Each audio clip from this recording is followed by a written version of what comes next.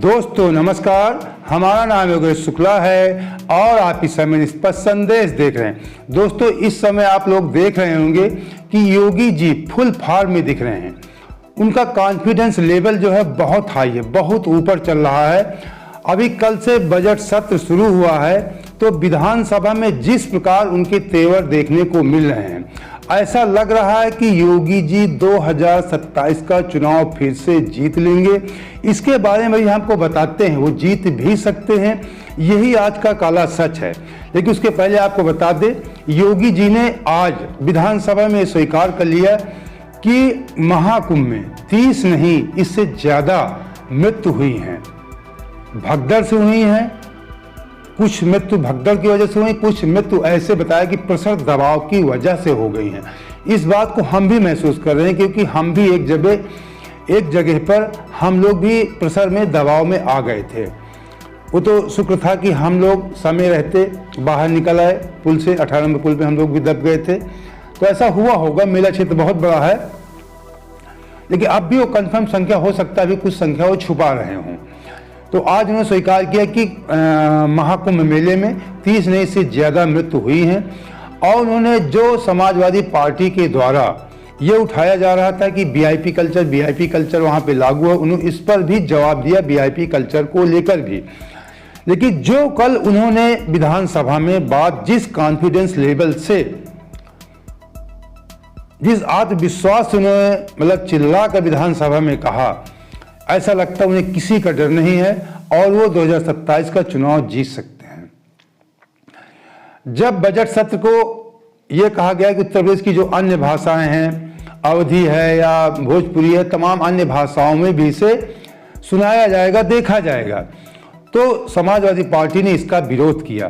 तब योगी जी ने खड़े होकर के जोरदारी से इस बात के लिए कहा कि ये लोग अपने बच्चों को तो इंग्लिश मीडियम स्कूल में पढ़ाते हैं, लेकिन देश के बच्चों को मौलवी बनाना चाहते हैं, कठमुल्लापन की तरफ ले जाना चाहते हैं। तो ये वीडियो सबसे पहले आपको देखना चाहिए। भोजपुरी, अवधी, ब्रज और बुंदेलखंडी को इस सदन में सम्मान मिल रहा है और हमारी सरकार तो इन सब के लिए एक एकेडमी का भी गठन, अलग अलग एकेडमी के गठन की कार्रवाई को भी आगे बढ़ा रही है।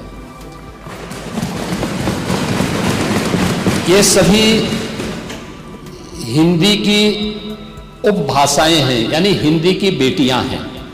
ये कौन सी बात हो गई कि भोजपुरी में ना बोले, अवधी में ना बोले, इसका विरोध अंग्रेजी का खंडी में ना बोले और उर्दू की आप वकालत कर रहे हैं।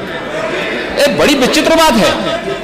कल हम लोगों ने यहां पे इसका शुभारंभ किया, समाजवादी पार्टी ने उसका विरोध किया है और मुझे लगता है कि प्रोसीडिंग का हिस्सा होना चाहिए, इनको समाज के सामने एक्सपोज करना चाहिए। अपने बच्चों को ये लोग पढ़ाएंगे इंग्लिश स्कूलों में और दूसरे के बच्चे के लिए अगर वो सुविधा सरकार देना चाहते हो, कहते नहीं उर्दू पढ़ाओ इसको, यानी उसको मौलवी बनाना चाहते हैं, कठमुल्ला पर की ओर इसको ले जाना चाहते हैं। ये नहीं चल सकता है। दोस्तों आपने देखा योगी जी के जो तेवर हैं बहुत ही ज़्यादा हाई हैं और उनका जो आत्मविश्वास इस ढंग से दर्शा रहा है कि कहीं ना कहीं उनको लग रहा है कि हमारी स्थिति प्रदेश में बहुत अच्छी है, बहुत मजबूत है, हो भी सकता है। यही तो काला सच है, अभी आपको बताने वाले हैं कि योगी जी का कॉन्फिडेंस इतना इतना हाई क्यों है। उसका एक रीजन है। अभी लोकसभा चुनाव में आपने देखा था कि योगी जी जब यहाँ पे भारतीय जनता पार्टी ने कम सीट, समाजवादी पार्टी से कम सीटें पाया था, तो योगी जी का मनोबल नहीं गया, योगी जी का केवल चेहरा, उनका जो फेस था, वो चेहरा था, उदास था।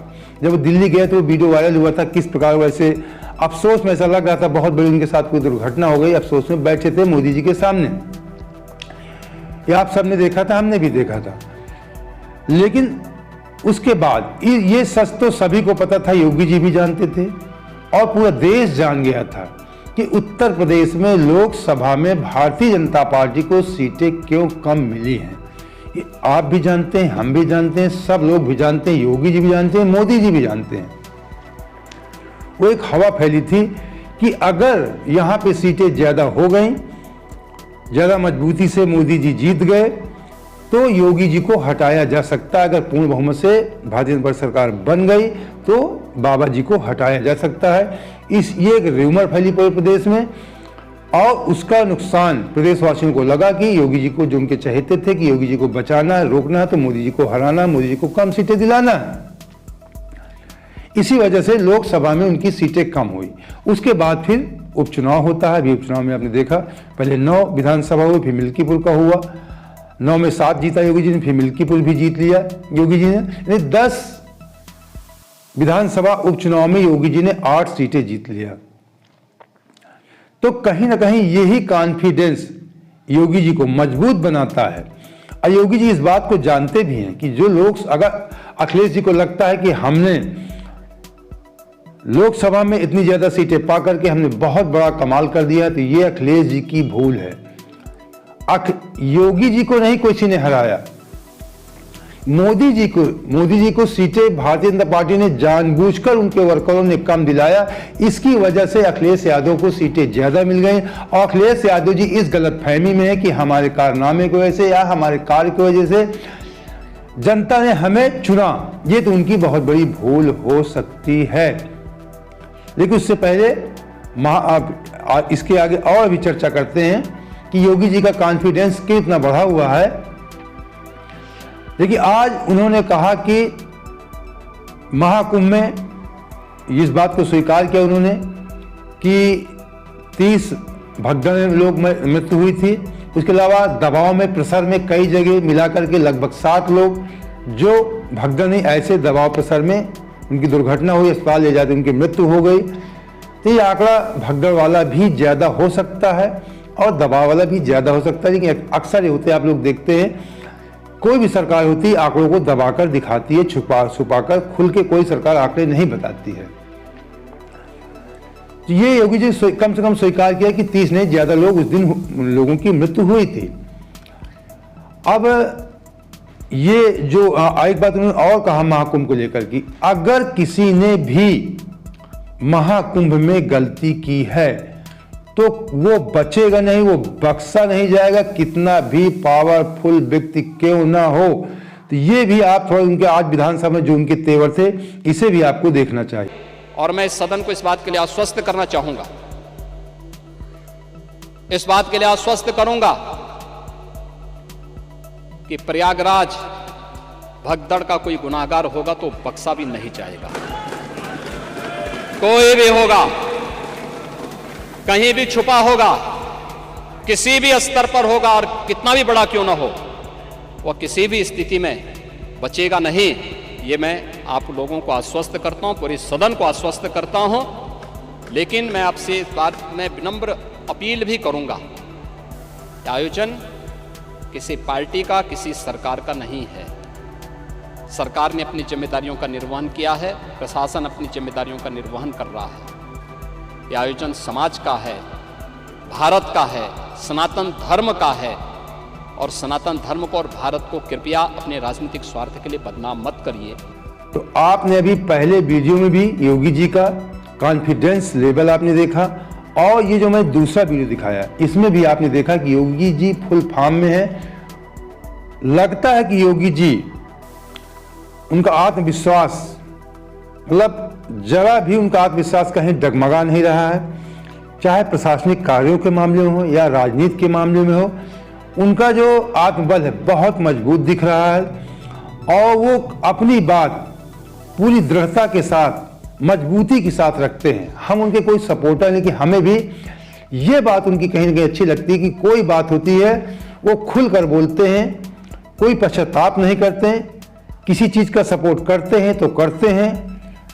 दूसरे राजनीतिक दलों की तरीके छुपकर वार नहीं करते हैं, जो काम करते हैं खुलेआम करते हैं। उनको ये फिक्र नहीं होती कि हमारी राजनीति किस रास्ते पे जा रही है। दूसरे राजनीतिक दल होते हैं कि हमारी ये वोटर नाराज हो जाए, वो वोटर, उन वोटरों को देख कर बोलते हैं, वोटरों को देख कर राजनीति। लेकिन योगी जी जो हैं तो हैं, जो करते हैं तो करते हैं।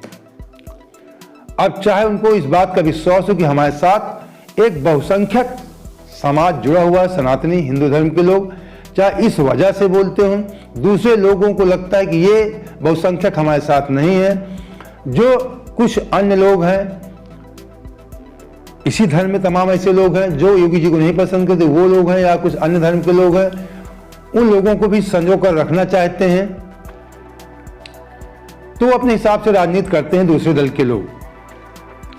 और उन्होंने समाजवादी को एक इस बात से भी आड़े हाथों लिया। उन्होंने कहा कि जो लोग चांदी का चम्मच लेकर पैदा होते हैं, सदैव वीआईपी कल्चर में जिए हों, वो महाकुंभ में वीआईपी कल्चर की बात करते हैं। उन्होंने कहा कि अगर वीआईपी कल्चर होता तो 56 करोड़ लोग जो आज 37-38 दिन में संगम में डुबकी लगा चुके हैं, ऐसा नहीं होता। उन्होंने कहा कि सन 2013 के महाकुंभ में एक माह में कुल 12 करोड़ लोगों ने डुबकी लगाया था। इस बार अभी महाशिवरात्रि आई भी नहीं, 56 करोड़ लोगों ने डुबकी लगाया। महोदय, वीआईपी कल्चर की बात वो करते हैं जो मुंह पे चांदी का चम्मच लेकर के ही पैदा हुए हैं, जीवन भर जिन्होंने वीआईपी सुविधा ली है।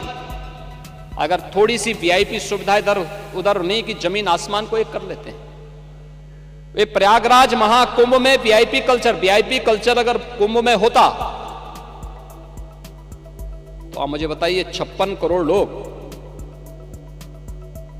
इन 38 दिनों में, इन 37-38 दिनों में क्या त्रिवेणी में आस्था की पावन डुबकी लगा पाते? समाजवादी पार्टी के माननीय सदस्य का यह कहना कि अमृत स्नान नहीं हुआ है या मुहूर्त के अनुसार नहीं हुआ है, अच्छी बात है कि अब आप मुहूर्त भी देखने लग गए। ये अच्छी बात है कि आप लोग मुहूर्त देखने लग गए हैं। तो ये कुछ योगी जी के वक्तव्य थे। हमें लगा कि आपको सुनाना चाहिए, आपको ये बात समझनी चाहिए कि योगी जी का आत्मबल, आत्मविश्वास कितना बढ़ चढ़कर बोल रहा है। अब इसी कार्य सच पे बात करते हैं कि योगी जी का आत्मविश्वास इतना क्यों बढ़ा हुआ है। इसका मुख्य कारण मैंने अभी शुरू में चर्चा किया कि योगी जी इस बात को जानते हैं कि प्रदेश की जनता मेरे साथ है। उनको ये बात जानते हैं कि मेरे साथ है। मेरे इस शब्द को थोड़ा गौर करना। योगी जी को पता है कि प्रदेश की जनता मेरे साथ है, न इतना ज्यादा भारतीय जनता पार्टी के साथ है, न इतना ज्यादा मोदी जी के साथ है। अगर भारतीय जनता पार्टी या मोदी जी के साथ होती उत्तर प्रदेश की जनता, तो लोकसभा चुनाव में अच्छी सीटें भारतीय जनता पार्टी को मिलती, सबसे ज्यादा सीटें मिलती। ये बात योगी जी समझ रहे हैं कि 27 में वो इस बात को समझ रहे हैं कि जो समाजवादी उछल रहे, समाजवादी सोच रहे कि हमको इतनी ज्यादा सीटें मिल गई, भारतीय जनता पार्टी से ज्यादा सीटें मिल गई हैं, तो ये इस बात को योगी जी समझ रहे हैं कि किस वजह से समाजवादी पार्टी को सीटें ज्यादा मिली हैं। ये इस बात को योगी जी बाखूबी समझ रहे हैं कि प्रदेश के लोगों ने मुझे बचाने के लिए समाजवादी पार्टी को सीटें ज्यादा दे दिया लोकसभा में। तो जब इतना बात किसी को पता हो तो उसका कॉन्फिडेंस आप समझ सकते हैं। जब 27 में विधानसभा चुनाव होगा तो मुख्यमंत्री के दावेदार फिर योगी जी होंगे। तो योगी जी को यह बात समझ में आ रही है कि प्रदेश की जनता मेरे साथ है। अभी विधानसभा के उपचुनाव, उसमें प्रदेश की जनता ने दिखा भी दिया कि 10 में से 8 सीटें योगी जी को प्राप्त हुई। इसका आरोप लग सकता है कि उनकी सत्ता में उपचुनाव ज्यादा जीते जा सकते हैं, ऐसा होता है। तो इस बात से इनकार भी नहीं किया जा सकता, लेकिन 1-2 सीटों को प्रभाव हो सकता है। फिर भी हम माने कि 1-2 सीटें कहीं पर गलतियां से ज्यादा बढ़ गई हुई कुछ दबाव के कारण, लेकिन 10 में से 8 सीटें प्राप्त करना ये कम नहीं है। माना कि 1-2 सीटें इसमें ज्यादा हो सकती हैं, इससे भी इनकार नहीं किया जा सकता है। लेकिन कहीं ना कहीं 50% से ज्यादा सीटें भारतीय जनता पार्टी के पक्ष में, अगर किसी भी तरीके से निष्पक्ष चुनाव हो तो भारतीय जनता पार्टी के पक्ष में ही जाएंगे। इस बात को समझना चाहिए और मानना चाहिए। यही कारण है योगी जी के आत्मबल बढ़े होने का। मैं बता दूं, योगी जी पूर्ण आश्वस्त हैं, विश्वास में है कि 2027 में के चुनाव में मुझे कोई हरा नहीं सकता है। और जिस प्रकार से महाकुंभ का उन्होंने आयोजन किया, थोड़ा सा दाग उनके लग गया भगदड़ वाला। अगर ये दाग न लगता तो वाकई ये आयोजन बहुत काबिल तारीफ होता, इससे कोई इनकार नहीं कर सकता था। लेकिन थोड़ा इनकी दाग लगा, कहीं ना कहीं प्रशासनिक अधिकारियों की लापरवाही, इसमें योगी जी भी कहीं ना कहीं दोषी इसलिए कहे जा सकते हैं कि आपने क्यों प्रशासनिक अधिकारियों से सही फीडबैक नहीं लिया कि जब 10 करोड़ लोग आ रहे हैं, 15 करोड़ लोग आपको अनुमान था आ रहे हैं, तो आपने उनसे क्यों नहीं दबाव बनाया गया कि इतने जो वहाँ पे सुरक्षा, यही जैसा वहाँ पे आरोप लगे कि सुरक्षा बल वहाँ पे जो थे कम थे, सही ढंग से निगरानी नहीं की गई। मैं से कई बार वीडियो बना चुका हूँ कि जो व्यवस्था माघी पूर्णिमा के बाद बसंत माघ पूर्णिमा में की गई, सुरक्षा व्यवस्था निगरानी की, हेलीकॉप्टर से जमीन से आसमान तक, अगर ये व्यवस्था उस दिन होती तो शायद दुर्घटना को कम किया जा सकता था। तो अगर प्रशासनिक अधिकारी दोषी हैं तो कहीं ना कहीं थोड़ा इसमें योगी जी भी दोषी, उन्होंने कहीं ना कहीं इसको थोड़ा से हल्के में लिया कि सब मामला निपट जाएगा, प्रशासनिक अधिकारी इसको निपटा देंगे। उसको लाइव देखना चाहिए। जिस दिन जिस प्रकार जो तस्वीर सामने आई थी कि माघ पूर्णिमा के दिन योगी जी लाइव देख रहे थे, अगर मौनी अमावस्या दिन भी लाइव देखते होते और सुरक्षा व्यवस्था और ज्यादा चुस्त दुरुस्त करवा देते, पुलों को खुलवा देते, बहुत सारे आरोप लगे थे, उन्हीं बातों को बार बार रिपीट करने में अच्छा नहीं लगता है, तो इससे इनकार है। तो ये थोड़ा दाग लगा योगी जी, लेकिन फिर भी उन्होंने उसको मैनेज किया। लोगों का वहाँ पे जाना रुका नहीं, आज भी लोग बहुत ज़्यादा जा रहे हैं, वहाँ पे भीड़ है, जाम की स्थिति अभी भी बनी हुई है। लोग सोच रहे हैं कि जो लोग रह गए हैं इस पुण्य लाभ लेने से, सोच रहे हैं कि अभी पुण्य लाभ ले लें, लेकिन क्योंकि इतना ज़्यादा प्रचार प्रसार 144 साल का किया गया था, लोग सोच रहे हैं कि शिवरात्रि के पहले ये लाभ मिल सकता है। लोग सोच रहे हैं, मैंने मना किया था अभी कल के वीडियो में, परसों के वीडियो में, कि रुक जाइए, मत जाइए, अब जो लाभ मिलना था माघ पूर्णिमा तक वो मिल गया।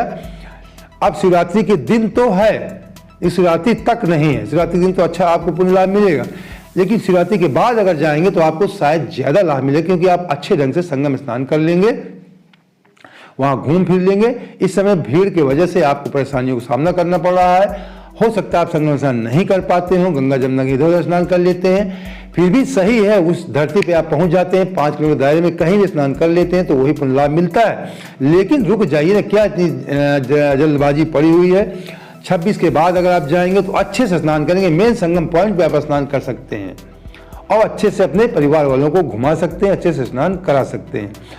तो योगी जी का कॉन्फिडेंस लेवल जो है कि इतना हाई है, ये काला सच हमने आपको बताया और उम्मीद करते हैं कि इसी प्रकार की निष्पक्ष खबरों के साथ अगर आप हमारे साथ जुड़े रहना चाहते हो, हमारे चैनल सब्सक्राइब आप जरूर करेंगे और वीडियो को लाइक अपने दोस्तों को शेयर भी करेंगे। जय हिंद, जय भारत।